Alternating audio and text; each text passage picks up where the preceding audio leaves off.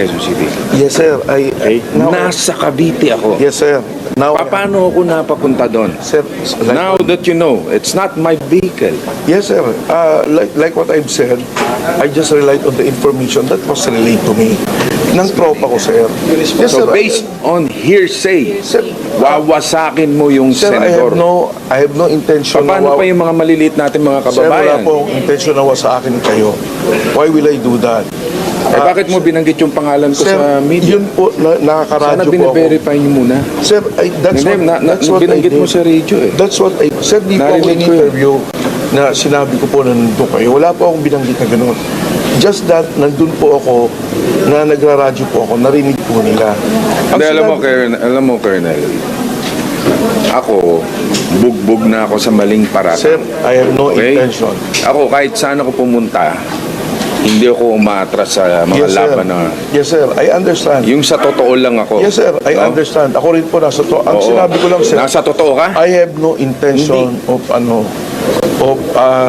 ruining your name. Just that, sir, yun lang po yung information na binigay sa akin. So I relied on that. If it was a mistake, then I like what I've said kanina, sir. Nagkakamali tayo, lahat tayo tao nagkakamali. And I apologize. Pero kung hindi niyo po yan- You apologize to the public. Yes, sir. Yes, sir. Yes, sir. I will. I have already apologized, Kano. I'm really sorry. I already apologized kanina. I already made an apology. Tao lang po tayo. Lahat po tayo nagkakamali. Eh ngayon, kung nagkamali po yung enforcer ko, as the commander of the task force, the buck ends with me. I do not need to present the enforcer anymore. Kung nagkamali siya, ako na po ang sasagot noon. Sir, ang Ngayon, paano nyo sa enforcer, patatanggal ninyo? sir, wala po akong balak ipatanggal. Kung ako na lang, di ako na lang po. But the buck ends with me. The responsibility ends with me. Yun po ang ang ng commander eh. I need to make decisions. I need to make decisions. It is not to ruin the senator. Alam ko po yung pangalan ni senator. We have common friends. Wala po akong intention na sirain. Kaya kung nagkamali ako na lang po. Ako na lang. That's part of my responsibility. Senator, That's my ang decision po ng management, we discussed it kanina. We will suspend Colonel Nebrija pending investigation po kung ano talaga yung nangyari at punot dulo. Una-una, itapes na may mga violations po kasi bakit naglilik yung pangalan ng mga nahuhuli, which is hindi naman po dapat. And second, kahit naman po sino na nag-name drop, hindi naman po dapat pinalilibre. Yun po yung policy namin. Dapat hulihin kung Yes, sino sir. man yung ano, diba? Yes, Tikitan nyo. Yes, sir. Kasi ang dami po talagang nag-name drop. And ang instructions ko naman po, kahit na nag-name drop, ay hindi po talaga dapat payagan. It's just that, yun nga po ang sinasabi ko kanina kay Colonel Nebrija, na bakit lumalabas yung mga pangalan, lalong-lalo na yan, kung mali pala. Kawawa naman yung mga napapangalanan na mali. Kaya nga po kami na andito para kasama po ako na mag-i-issue ng public apology sa inyo at to clear your name, Senator. Senator Revilla, may message na kay Mr. Revilla, sir. Alam mo, as you said, no? Yes, sir. Tao lang kayo, nagkakamali. Yes, sir. And That's why I I... apologize, sir. Pero masakit kasi yan eh. Yes, sir. I know. Masakit yun. Sir. And ayoko, That's I'm why sure, I dito sa mga pangyayari na to, mayroon pa rin mga babash pa rin sa amin, and that is so unfair. Dahil tayo'y sumusunod sa batas trapiko, matindi na yung pinagdaanan ko sa buhay, tapos Yes, sir. wawasakin nyo ng ganyan lang ng walang kakwenta-kwenta. In fact, nakakatawa nga itong issue na to eh. Traffic. Ang daming problema ng bayan na dapat Yes, sir. iniintindi namin, tapos titirahin nyo kami ng ganyan. But we have to answer back because nawawasak yung pangalan namin eh. Yung mga tao nagsasuffer sa traffic. Like what I've said, Tapos sir, there was no intention. yung ganyan VIP treatment, sasabihin pipili, ile-let go mo, dapat tinikitan mo.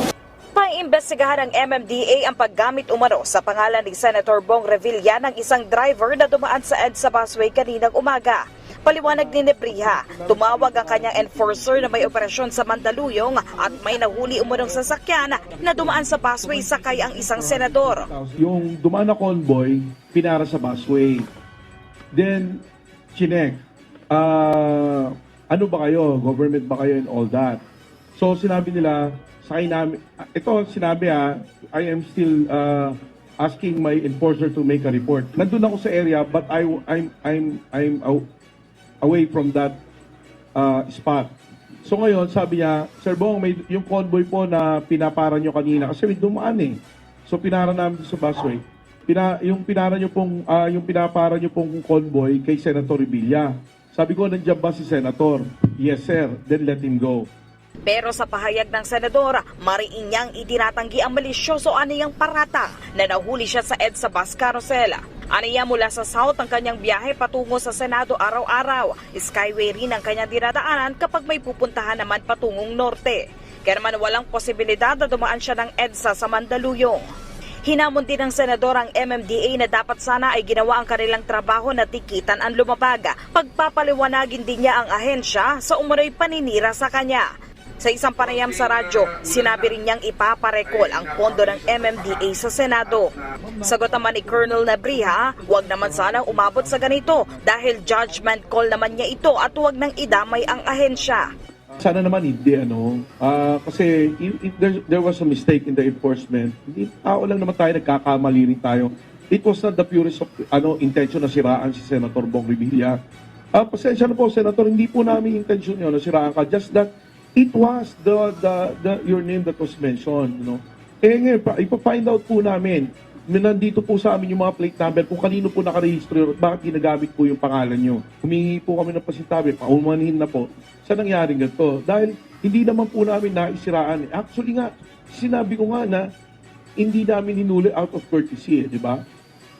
Hinuli namin yung iba, yung dalawang kanina na walang yung principal to, hinuli namin.